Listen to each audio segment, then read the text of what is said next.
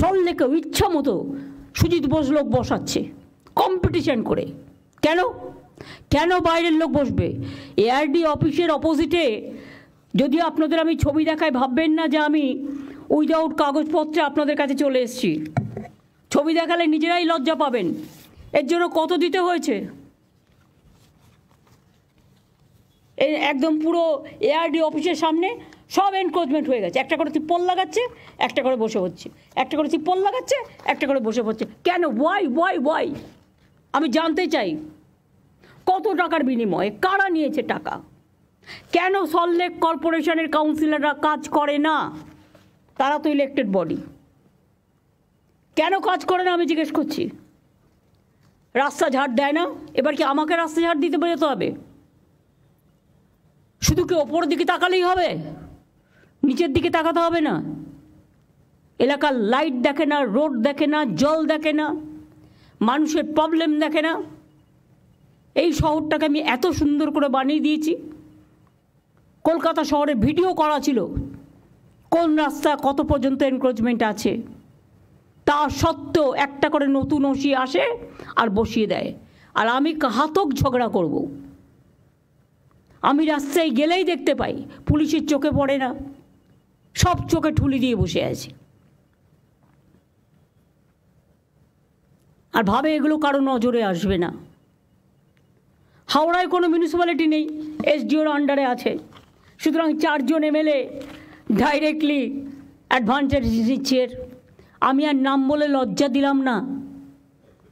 যেখানে যেখানে আমাদের বোর্ড নেই বা কাউন্সিলর ইলেক্টেড নেই, সেখানে কাজ করার সিস্টেমটা কি?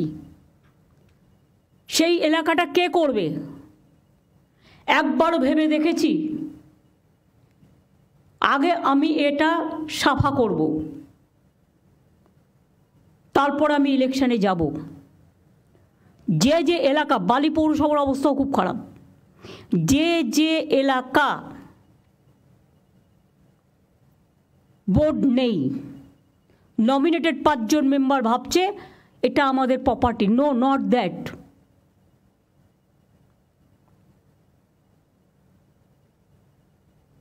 সেক্ষেত্রে কেন আমরা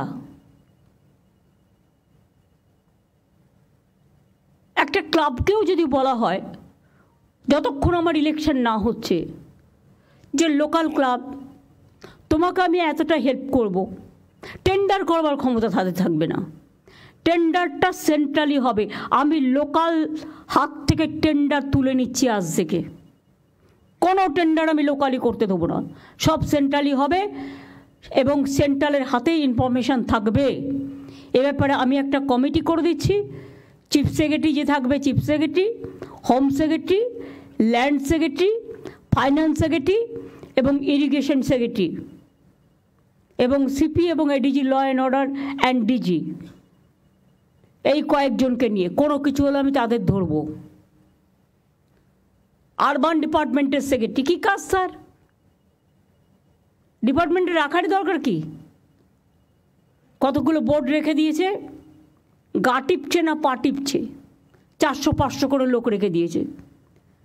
তাদের তো ডেভেলপমেন্টের কাজ কভার হয়ে গেছে, ওভার হয়ে গেছে। দীঘা ডেভেলপমেন্ট অথরিটির প্রয়োজন আছে কি এখন আর? ওখানে তো মিউনিসিপ্যালিটিও আছে, পঞ্চায়েতও আছে, ডিএমও আছে। বিরাট বাড়ি করে 400-500 লোক, কারো গা টিপছে, কারো পা টিপছে, কারো মাথা টিপছে, বড় বড় বিল্ডিং করে থাকছে, আরাম করছে।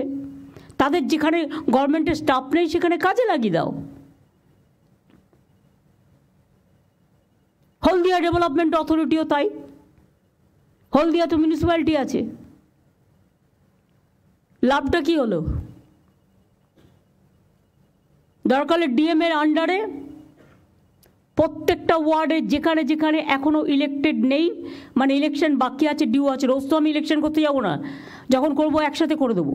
এই তো সামনে বাই ইলেকশন, তারপরে পুজো, তারপরে রেনি সিজন, 4 মাস চলে গেল ইলেকশন করতে করতে।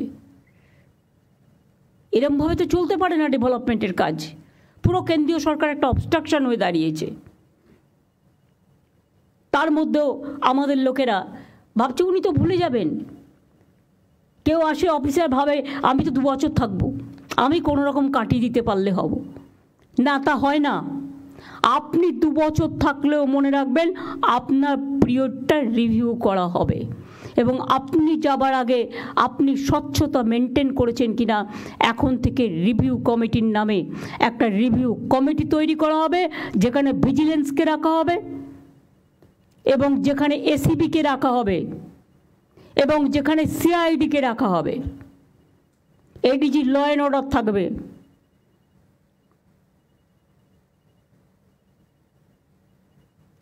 এবং আমি ডাইরেক্টরস অফ সিকিউরিটিকেও থাকতে বলছি, যেহেতু তাদের পাবলিক সিকিউরিটিটা দেখতে হয়। অ্যাডেড এরিয়াতে প্রপার প্ল্যানিং নেই, তাই এখনও পুরসভার মধ্যে কাঁচা রাস্তা রয়ে গেছে, যেমন জোকা অনেক কাঁচা রাস্তা এখনও রয়ে গেছে। কেন রয়ে গেছে? কলকাতা কর্পোরেশনের আন্ডারে। জাস্ট হ্যাভ এ লুক তর্ক করার আগে। নিকাশি নালা পরিষ্কারের জন্য রাজ্য সরকারের তরফ থেকে কোটি কোটি টাকা দেওয়া হলেও কাজ ঠিক হচ্ছে না।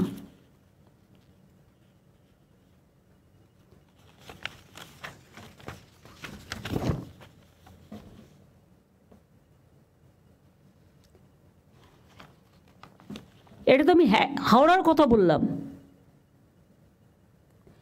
ড্রেনগুলোকে ক্লিন করা হচ্ছে না, বর্ষাকালে জল জমছে, 2-3 মাস হাওড়া জলের তলায় থাকছে।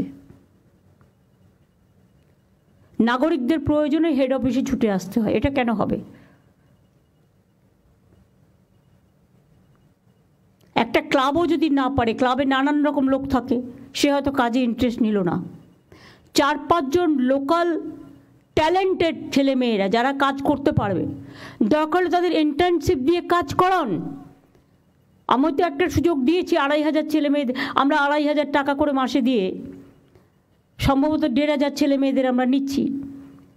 তো এই কাজটা তাদের লাগান,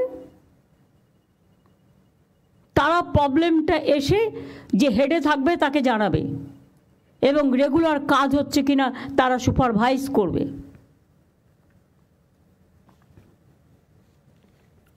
হাওড়া পুরসভার প্রশাসক সব দায়িত্ব নিজের হাতে রেখেছেন, কারোর সাথে আলোচনা করেন না, গায়ের জোরে চলেন। পুরসভায় শক্তিশালী লিডারশিপ দরকার। আমি হাওড়ার ডিএম কে আছেন কি এখানে? দীপা, তোমাকে প্লিজ ইউ টেক কেয়ার। হচ্ছে না, তোমার এসডিও করছে না। কোনো কাউন্সিলর না থাকায় এমএলএরা অ্যাডভান্টেজ নিচ্ছে। অ্যাডভান্টেজটা কি বুঝতেই পারছো, আমি আর ভেঙে বললাম না। বালি পুরসভা আলাদা হয়ে গেলেও হাওড়া পুরসভাকে কাজ দেখতে হচ্ছে। ওই বিলটা কি পাস হয়েছে? বালি আলাদা, হাওড়া আলাদা, তাহলে বালি হাওড়া থেকে বালির কাজ দেখতে হবে কেন?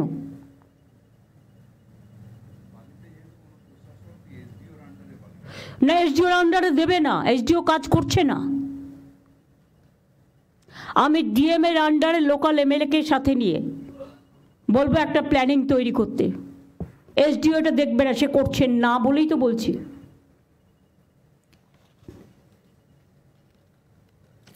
শালিমার স্টেশনে সম্প্রতি একটা মারামারি হয় বলে আমার নলেজে আসে।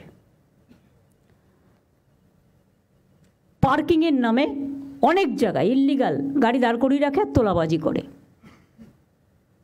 গভর্নমেন্ট কেন বদনাম নেবে? গভর্নমেন্ট কি এর থেকে 1 পয়সাও পায় না পার্টি পায়?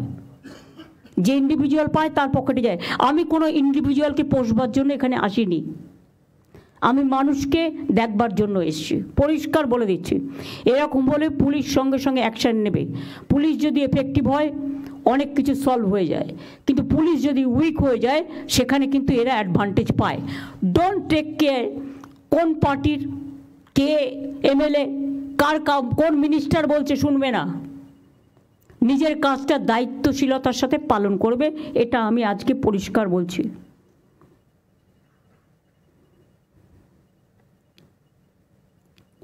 উনচল্লিশ নম্বর ওয়ার্ডে হাওড়ায় টাকা নিয়ে বিভিন্ন জায়গায় প্রাইভেট পার্কিং করা হয়েছে। সরু রাস্তায় প্রাইভেট লরি দাঁড়িয়ে থাকে, স্বর্ণময়ী রোডে বেআইনিভাবে বড় বড় লরি দাঁড়িয়ে থাকে। রাজ্য সরকার টাকা দিলেও হাওড়ায় আন্ডারগ্রাউন্ড ড্রেনেজের কাজ হয়নি। হাওড়াটা বললাম এই কারণে, তার কারণ আমি গেছিলাম কিছুদিন আগে পদযাত্রা করতে, এগুলো আমার নলেজে এসছে। রাজারহাট তো আমি অলরেডি বলেছি, ওয়েবেল আমি নিজের চোখে দেখে এসেছি পরশুদিন, কারো কথা না শুনে।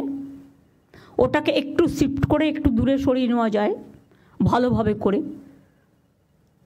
আমি তো কারো চাকরি খাচ্ছি না, কিন্তু আমাকেও দেখতে হবে ওখানে প্রচুর মানুষ আসে, কালো কালো তিপ্পল দিয়ে ঘেরা, একটু দূরে গিয়ে খাবে, খাবার ফুড জোন করে দিক একটা আলাদা।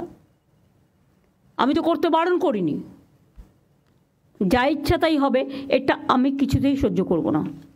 আজকে আমার বলার দিন, আপনাদের বলার দিন নয়, আপনাদের শোনার দিন।